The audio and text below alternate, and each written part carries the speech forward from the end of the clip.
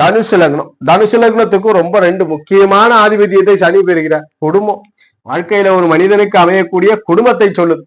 வார்த்தை ஸ்தானம், சமூகத்திலே எப்படி வார்த்தைகளை பிரயோகப்படுத்துவார், அடிப்படை அறிவுகளை குறிக்கிறது. 3ஆம் இடத்தின் மூலியமா தன்னம்பிக்கை, சமூக அக்கறை, கம்யூனிகேஷன், ஜாதகருக்கு பிறகு பிறக்கக்கூடிய வாரிசுகளால் கிடைக்கக்கூடிய ஆதாயம், அதுபோல அட்வான்ஸ் ஸ்கில், இதெல்லாம் இந்த 3ஆம் இடம் கொடுக்குது.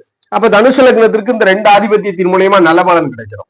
அப்ப என்ன பண்ணணும்? இந்த சனி பகவான் எப்பொழுதுமே தனித்து வளர்க்க கூடாது. தனுசு லக்னக்காருக்கு தனித்து வளர்த்துட்டாருன்னா குடும்பம் உருவாவது லேட் ஆகும். குடும்பம் உருவாகி நிறைய குழப்பங்கள் ஏற்படும். அப்ப இந்த சனி பகவானோட ஆதிபத்திய ரீதியிலே வலுவாக புதனுடைய தொடர்பு இருப்பது மிகப்பெரிய நல்ல பலன். புதன் தொடர்புல இருக்கிற அதீதமான அதிர்ஷ்டத்தை கொடுக்கும். லக்னாதிபதி குருவா இருக்கிறதுனால குரு தொடர்பு, குரு புதன் தொடர்பு, குரு தொடர்பு. இங்க லக்னாதிபதி ஏன் தனுசு லக்னத்துக்கு சனி தொடர்புகள்னா இல்வாழ்க்கையில் ஈடுபாடு இருக்கும். அதனால இந்த குரு புதன் தொடர்பிலே சனி இருப்பது தனுசு லக்னக்காரருக்கு நல்ல பலனை கொடுக்கும். குருவோ புதனோ இணைவோ பார்வையோ பரிவர்த்தனை அமைகள்ல இருக்கும் பொழுது சனி யோகம் செய்கிறார்.